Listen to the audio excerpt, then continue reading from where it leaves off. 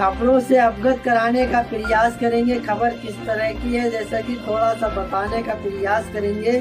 शनि भैरव एवं जस्टिसिया पुराणों से विश्व भर की सभ्यताओं तक न्याय की देवी और देवता का बदलता रहा रूप। आदाब में हसरुद्दीन, आप देख रहे जलाल न्यूज 901 टीवी चैनल के माध्यम से खबरों से रूबरू कराने का ये सिलसिला शुरू करते हैं और अवगत कराने का प्रयास करेंगे। तो दोस्तों, खबर के अंत तक जरूर बने रहिएगा। खबर सौजन्य द्वारा प्राप्त खबरें किस आधार पर हैं, तो जैसा कि हमने आपके लिए बताया ही आपके लिए, तो इससे रिलेटेड जो भी कड़ियाँ या जानकारी है तो हम आपके लिए साझा करने का प्रयास करेंगे। तो आइए रूबरू कराते हैं वो किस प्रकार से है। भारतीय मिथकों और पौराणिकों संदर्भों की बात करें तो इसमें भी धर्म के साथ साथ न्याय को सबसे बड़ा माना गया है। पौराणिक कथाओं में न्याय के देवी देवता और इसके कई प्रतीकों का न सिर्फ जिक्र हुआ बल्कि ये सभी एक किरदार की तरह पुराणों में शामिल हैं। पुराणों में शनिदेव, यमराज और काल भैरव जैसे देव हैं जो न्याय के देवता कहे जाते हैं। सीजीआई ने हाल में ही भारतीय न्याय व्यवस्था की प्रतीक प्रतिमा में कुछ फेरबदल करते हुए उसे नया स्वरूप दिया है। नई प्रतिमा की आंख पर पट्टी नहीं और उन्होंने हाथ में तलवार की जगह संविधान को थमा रखा है। न्याय की देवी का कंट्रेस्ट रोमन सभ्यता से आया था। इस देवी का नाम जस्टिसिया है और इसी से जस्टिस शब्द भी निकलता है। लेडी ऑफ जस्टिस का ये स्वरूप भारत में ब्रिटिश औपनिवेशिक काल से आया था। आजादी के बाद भी भारत की शासन व्यवस्था और सरकारी कामकाज में ब्रिटिश छाप बाकी रही है और इसका असर न्यायालय और न्याय व्यवस्था पर भी पड़ा। भारतीय न्यायालयों में न्याय के प्रतीक के तौर पर लेडी ऑफ जस्टिस की मौजूदगी उसी समय से है। सीजेआई ने न्याय की मूर्ति को दिया नया कलेवर। सीजीआई चंद्रचूड़ ने इसी प्रतीक को बदलते हुए उसे नया कलेवर दिया और उसे कुछ भारतीय रंगत ने की भी कोशिश की है। जैसे न्याय की देवी की नई प्रतिमा मुकुटधारी है, वो बिल्कुल सफेद है जो न्याय और सच का प्रतीक है। देवी के हाथ में पहले की ही तराजू है क्योंकि तराजू को भारतीय पौराणिक मिथकों में भी धर्म और निष्पक्षता का प्रतीक माना गया है। देवी के हाथ में अब तलवार नहीं बल्कि उसी जगह संविधान है। हाथों पर बनी पट्टी हटा दी गई है। नई प्रतिमा में है ये संदेश। यह नई प्रतिमा इस बात का संदेश है कि भारत में कानून अंधा नहीं बल्कि चौकस है, जागरूक है। इसके साथ ही यह भी न्याय संविधान के साथ और इसके आधार पर चलेगा। हालांकि पुरानी प्रतिमा के हाथों पर पट्टी अंधा कानून का प्रतीक नहीं बल्कि निष्पक्षता की कसौटी थी। ये पट्टी इस बात का प्रमाण थी कि न्याय के लिए बड़ा छोटा, अमीर गरीब, बलवान कमजोर कोई भी मायने नहीं रखता है। इसके लिए सिर्फ और सिर्फ न्याय मायने रखता है। पौराणिक कथाओं में न्याय के देवी देवता भारतीय मिथकों और पौराणिक संदर्भों की बात करें तो इसमें भी धर्म के साथ साथ न्याय को सबसे बड़ा माना गया है।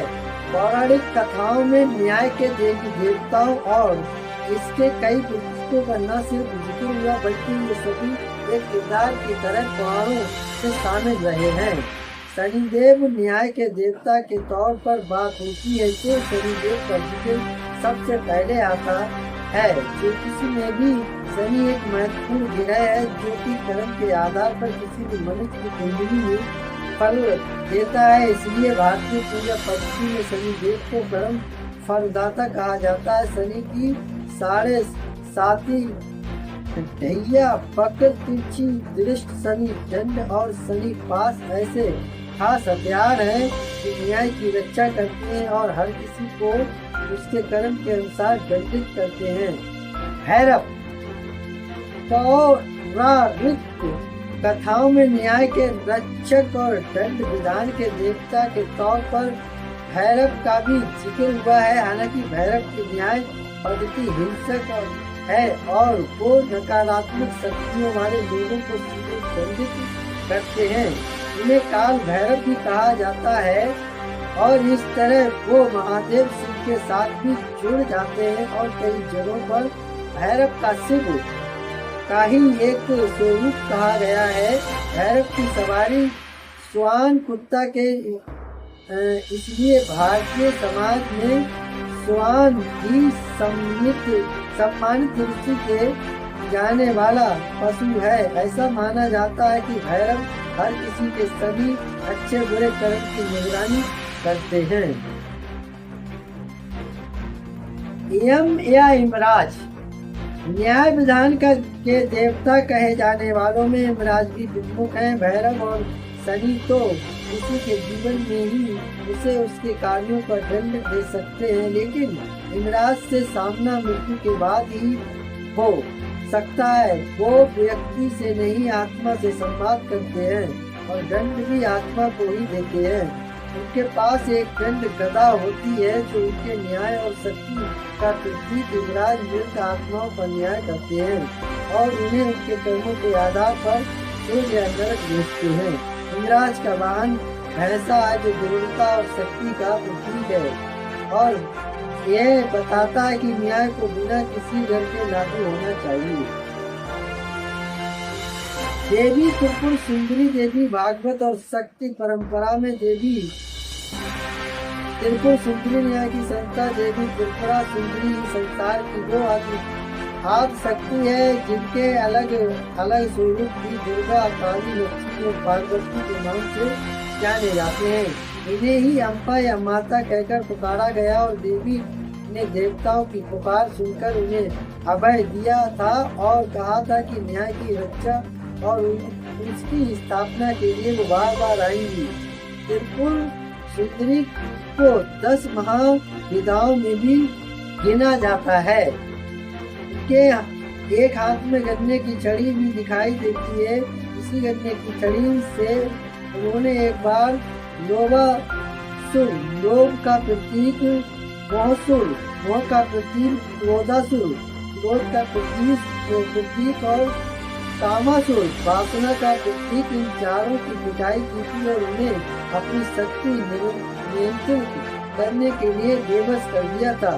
त्रिपुर सुंदरी की पूजा विशेष रूप से तांत्रिक साधना में की जाती है और उन्हें परम शक्ति या परा शक्ति के रूप में माना जाता है। न्याय के प्रतीक और धर्म मूर्ति राजा भारतीय पुराणों के न्याय और प्रिय और धर्म मूर्ति राजाओं का भी विस्तार से वर्णन है। ऐसे राजा जिन्होंने न्याय को ही अपने राज्य की समृद्धि और विकास का कारण मानकर उसे थामे रखा और न्याय के मार्गों से कभी नहीं डिगे। सत्य और न्याय की बात होती है तो राजा हरिश्चंद्र का नाम सबसे पहले आता है, जिन्होंने सत्य और न्याय के लिए राजपाट दान कर दिया। संसार में अपने पुत्र का सब देखकर भी वो अपनी पत्नी सैव्या से कर टैक्स मांगने में नहीं हिचकिचाए। राजा विक्रमादित्य का नाम भी न्याय प्रियता का बड़ा उदाहरण है। उनकी न्याय प्रियता के किस्से प्रसिद्ध किस्सा गोई सिंहासन 25 और बेताल 25 में दर्ज है, लेकिन न्याय प्रियता के लिए पुराणों में 2 राजाओं का नाम सबसे ऊपर है। युधिष्ठिर महाराज के प्रमुख पात्र और पांडवों के सबसे बड़े भाई युधिष्ठिर को धर्मराज कहा जाता है। वे धर्म और न्याय के प्रति अपनी निष्ठा के लिए जाने जाते हैं। भारत के युद्ध में भी उन्होंने हमेशा धर्म का पालन किया और राजवैशिक के बाद भी धर्मराज के रूप में राज किया, जिसमें न्याय और सत्य का शासन स्थापित किया। उनकी न्याय प्रियता के कई किस्से हैं।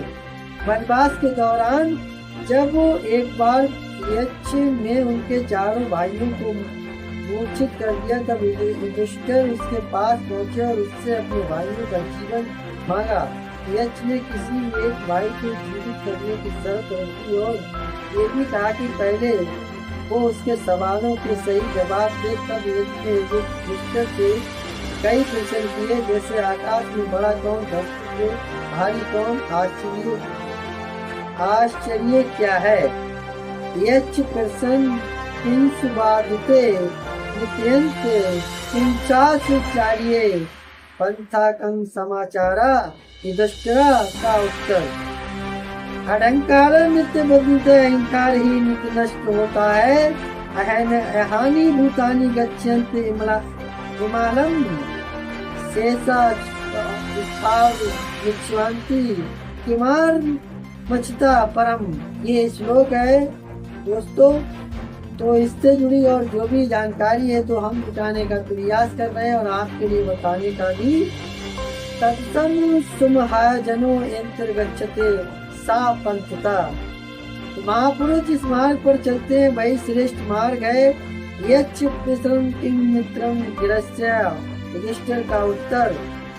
पृथ्वी प्राणी इन लोग जाते हैं, फिर भी शेष लोग अमरता की आकांक्षा रखते हैं। यही सबसे बड़ा आश्चर्य है। तत्तम सुमहाजनो इतरम गच्छत सा पंथा। महापुरुष जिस मार्ग पर चलते हैं वही श्रेष्ठ मार्ग है। यक्ष परिश्रम किम इतरम गिरस्य। युधिष्ठिर का उत्तर। किस प्रकार से पतिव्रता धर्म प्रति गिरह के लिए सर्वोत्तम मृत्यु होती है। इस तरह कई प्रश्न पूछे। बाद में यक्ष जब युधिष्ठिर के उत्तरों से सहमत होता है तब वो प्रसन्न हो जाता है और कहता है कि मैं तुम्हारे किसी एक भाई को जीवित कर सकता हूँ, बताओ किसे जीवित करूँ। यहाँ युधिष्ठिर चाहते तो अर्जुन या भीम के प्राण वापस मांग सकते थे, क्योंकि ये दोनों महाभारत के होने वाले युद्ध में बड़े सहायक युद्ध होते सिद्ध होते।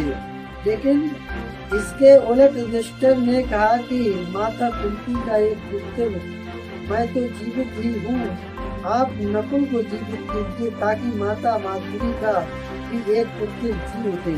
यह युधिष्ठिर की इस न्याय प्रियता से बहुत ही प्रसन्न होता है और सभी भाइयों को जीवित कर देता है। जब युधिष्ठिर ने किया था हत्या के मामले में न्याय, इसी तरह जब युधिष्ठिर युवराज थे तब एक बार दरबार में किसी नागरिक की हत्या का मामला सामने आता है, जिसे हत्या के 4 आरोपी थे। दुर्योधन से जब इस पर न्याय करने को कहा जाता है तो वो कहता है कि हत्या का मामला स्पष्ट और इन चारों को हाथी के नीचे उछलवा दिया जाए। लेकिन युधिष्ठिर पहले चारों से बड़े और जाति पूछते हैं तो सभा में हंगामा मच जाता है। दुर्योधन कहता है कि हत्या के मामले में जाति कहाँ से आ गई। तब युधिष्ठिर कहते हैं कि शुद्ध हत्यारोपी को सही गलत का ज्ञान नहीं, इसलिए उसे इसके लिए 4 वर्ष का कारावास दिया जाए। वैसे आरोपी को शुद्ध जितना अज्ञानी नहीं, इसलिए उसका दंड दुगना हो जाता है और उसे 8 वर्ष का कारावास दिया जाए। क्षत्रिय का धर्म रक्षा करना है और वही भक्षक बन जाए तो न्याय कहता है कि इसे वैश्य से भी दुगना दंड मिलना चाहिए, इसलिए इसे 16 वर्ष का कारावास दिया जाए। अब बचा ब्राह्मण, तो उसका ये कृत्य तो मृत्यु दंड से कम नहीं, लेकिन ब्राह्मण अवश्य अवध है, इसलिए इस ब्राह्मण दोषी का दंड उन गुरु कृपाचार्य तय करेंगे। वो चाहे तो मृत्यु दंड की आज्ञा दे सकते हैं। युधिष्ठिर के न्याय की जब में धृतराष्ट्र भी आए। इसके बाद वो महाराज धृतराष्ट्र की ओर मुड़ते हैं और कुछ कहने के लिए आज्ञा मांगते हैं। तब धृतराष्ट्र पूछते हैं कि क्या कुछ कहना चाहते हो। तब युधिष्ठिर कहते हैं कि न्याय अभी पूरा नहीं हुआ। अगर किसी राज्य में हत्या जैसा भी एक अपराध हो जाए तो राजा को चाहिए कि इस बात पर विचार करे कि क्या वो राजा बने रहने योग्य है। जिसकी प्रजा में इतना असंतोष है कि वो हत्या जैसा अपराध करने पर उतारू हो जाए, तो यह राजा के लिए ठीक नहीं है। ऐसा था युधिष्ठिर का न्याय, इसलिए युधिष्ठिर को न्याय के लिए और धर्म मूर्ति कहा गया है। राजा शिवी, पुराणों में इसी तरह एक और न्याय प्रिय राजा शिव का भी जिक्र हुआ है। उन्हें अपनी न्याय प्रियता के कारण ही इंद्र पद भी मिला था। राजा शिवी अपने राज्य में न्याय और धर्म के लिए प्रसिद्ध थे। एक दिन एक गिद्ध और एक कबूतर उनके पास आए। गिद्ध ने कहा कि वो भूखा है और उसे भोजन चाहिए। उसने कबूतर को अपना शिकार बनाने का निर्णय लिया है। शिकार बनाने का निर्णय लिया। कबूतर ने गिद्ध से कहा कि वो निर्दोष है और उसे मारना गलत है। राजा शिव ने ये सब सुना और दोनों पक्षों की बात सुनी। उन्होंने गिद्ध से कहा कि उसे शिकार करने का कोई अधिकार नहीं। गिद्ध ने कहा कि उसके लिए कबूतर का मांस खाना जरूरी है क्योंकि वह बहुत भूखा है। राजा ने गिद्ध को ये समझाया कि निर्दोष प्राणियों की हत्या करना धर्म के विरुद्ध है। राजा शिव का न्याय और तराजू। गिद्ध ने राजा को चुनौती दी कि यदि वो उसे अपना मांस देने के लिए तैयार हो तो वो कबूतर को छोड़ देगा। राजा शिव ने तुरंत ही अपने शरीर का मांस काटकर गिद्ध को देने का प्रस्ताव रखा। अब राजा तराजू पर एक तरफ कबूतर को रखा और दूसरी ओर अपने मांस काट कर रखने लगे। राजा अपना जितना भी मांस रखते वो कबूतर से हल्का निकलता। इस पर राजा ने मांस काटना छोड़कर खुद ही पलड़े पर बैठ गए। गिद्ध और कबूतर ने राजा की न्यायप्रियता और दानवीरता देख ली और वो अपने असली रूप अग्निदेव कबूतर और इंद्र देव बाज के रूप में आ गए। राजा शिव ने अपनी शौर्य और न्यायप्रियता से ये सिद्ध कर दिया कि वे अपने प्राणों की परवाह किए बिना दूसरों के जीवन की रक्षा के लिए तत्पर हैं। न्याय के तराजू का उदाहरण भी यहीं से लिया गया है। न्याय के लोक देवता गोलू देवता उत्तराखंड में गोलू देवता की पूजा विशेष रूप से न्याय और सत्य के प्रतीक के रूप में की जाती है। उन्होंने लोक देवता के रूप में मान्यता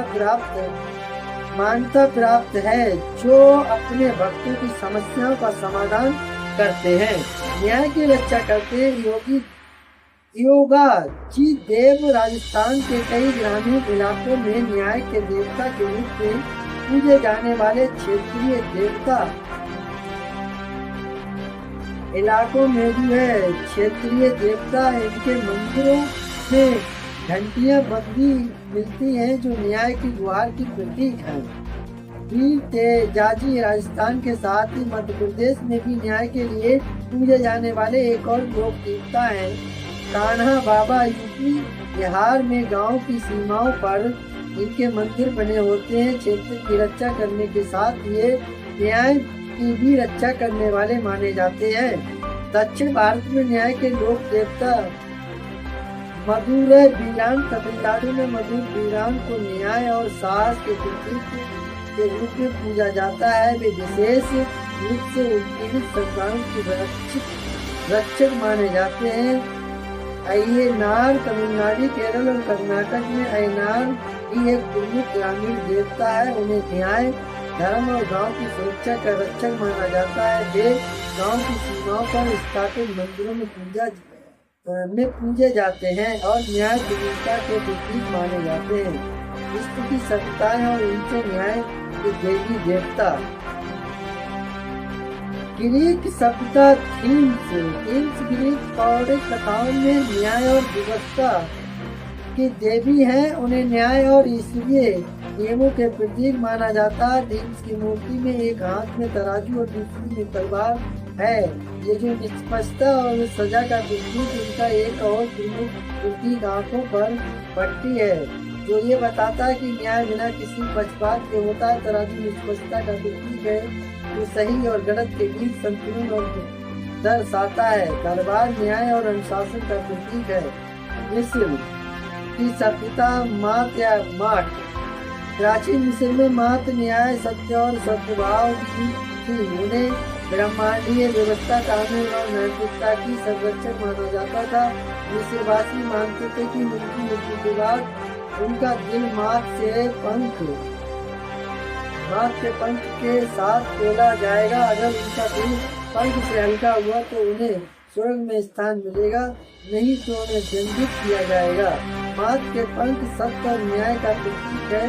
मिस्र की सभ्यता में मात का न्याय बहुत महत्वपूर्ण था और उसकी पूजा फेराव द्वारा उनकी मृत्यु के बाद न्याय के लिए की जाती थी। रोमन सभ्यता में जस्टिया को न्याय की देवी के रूप में पूजा जाता है। वो ग्रीक प्रिंस के ही समकक्ष है और उनके हाथों में भी तराजू और तलवार होती है। जस्टिया की मूर्ति और अवसर आंखों पर पट्टी के साथ दर्शाया जाता है, जो निष्पक्षता का प्रतीक है। आंखों पर पट्टी यह बताती है कि न्याय किसी भी पूर्वग्रह से मुक्त होता है और केवल तथ्यों के आधार पर किया जाता है। नाच सभ्यता वाल्डर। नाच लिखित में वाल्डर को सत्य, न्याय और पवित्र का देवता माना जाता था। भगवान ओडिन और देवी ग्रीक्स के पुत्र थे और नार्स पौराणिक कथाओं में उनका संबंध निष्पक्षता और सत्य से था। वाल्डर को न्याय और नैतिकता का प्रतीक माना जाता था। मेसोपोटामिया सामास। प्राचीन मेसोपोटामिया में सामास या उच्च सूर्य न्याय के देवता माने जाते थे, प्रकाश और सत्य। मेसोपोटामिया सामसा प्राचीन मेसोपोटामिया सामसा या उर्द सूर्य और न्याय के देवता माने जाते थे। वो प्रकाश और सत्य के प्रतीक थे और उन्हें अंधकार और अन्याय से लड़ने वाला माना जाता था। उन्हें अक्सर सिंहासन पर बैठते हुए और कानून को स्थापित करते हुए दर्शाया जाता है, क्योंकि उनकी न्याय और सत्य के प्रति दृढ़ता को दर्शाता है। चीन, येन और यांग। चीन सत्ता में येन और यांग न्याय के संतुलन का प्रतीक है। ये दर्शाता है कि हर चीज में एक संतुलन होता है और न्याय इसी संतुलन से आता है। सुमेरियन सभ्यता में नानसे देवी को सामाजिक न्याय की देवी माना जाता था। उनका काम अन्याय और गरीबी से लड़ने के साथ साथ काम चोरों से सहायता करना था। उनके द्वारा सभी को समान न्याय और अधिकार दिलाने का प्रयास किया जाता था। जर्मनिक और केल्टिक सभ्यता टीयर।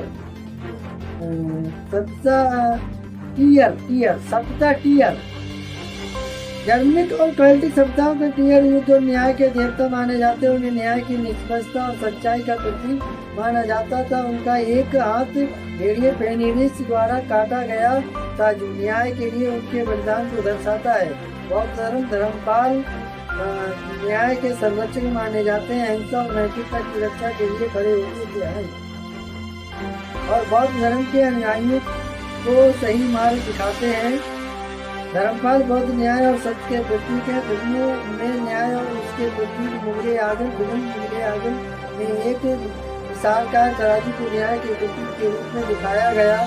शहंशाह अकबर का न्याय जब लड़खड़ाता है तो अनारकली की मां तराजू में एक पल्ले पर अकबर के कौल की दी हुई अंगूठी रख देती है। इस एक अंगूठी का वजन अकबर की पूरी शहंशाही से अधिक होता है। फिल्म में इस तरह न्याय को सबसे बड़ा दिखाया गया है। मसाल दिलीप कुमार की इस फिल्म में न्याय की तलाश में घंटा बजाने का एक बहुत ही प्रतीकात्मक दृश्य है, जो न्याय और सत्य की पुकार को दर्शाता है। अनिल कपूर और रजनीकांत की इस फिल्म में न्याय का प्रतीक हाथ में पहनने वाला एक कड़ा है। इस कड़े को पहनना एक बहुत ही बड़ी जिम्मेदारी है और यह जिम्मेदारी न्याय से जुड़ी है। जिस दिन न्याय गलत हुआ उस दिन नायक की जान चली जाएगी। तो दोस्तों ये दो खबरें थी दोस्तों। हमने फिल्मों की बात यूं की थी, इसलिए की थी कि जो है एक रोल अदा होता है कि न्याय सभ्यता, न्याय किस तरीके से सत्य है, तो हकीकत हकीकत ही रहती है। तो जो है उसी को लेकर दोस्तों हमने बात करी। तो दर्शकों मैं उम्मीद करता हूँ ये जो खबरें आप सभी दर्शकों ने देखी या जानी या समझी, तो मैं उम्मीद करता हूँ खबर उपयोगी लगी होगी, अच्छी लगी होगी। तो एक आगाज जरूर कीजिएगा। चैनल को लाइक शेयर सब्सक्राइब घंटी वाला बटन ऑल करना ना भूलें, जिससे हर नोटिफिकेशन आप तक पहुंचता रहेगा। हमारे लिए जो है एक सहानुभूति मोटिवेशन मिलता है। उसी मोटिवेशन के साथ हर रोज तरोताजा खबरों को लेकर आपके बीच उपस्थित होते हैं। तो दोस्तों मेरा खबर दिखाने का मकसद रहा लोगों के लिए जागरूक करना, न कि किसी की भावना के लिए ठेस पहुंचाना। तो दोस्तों खबरों में हमारे साथ बने रहने के लिए हमारे चैनल जलाल न्यूज 901 के लिए सब्सक्राइब करें, जिससे तमाम छोटी बड़ी खबरें आसानी से मिल सके। जय हिंद।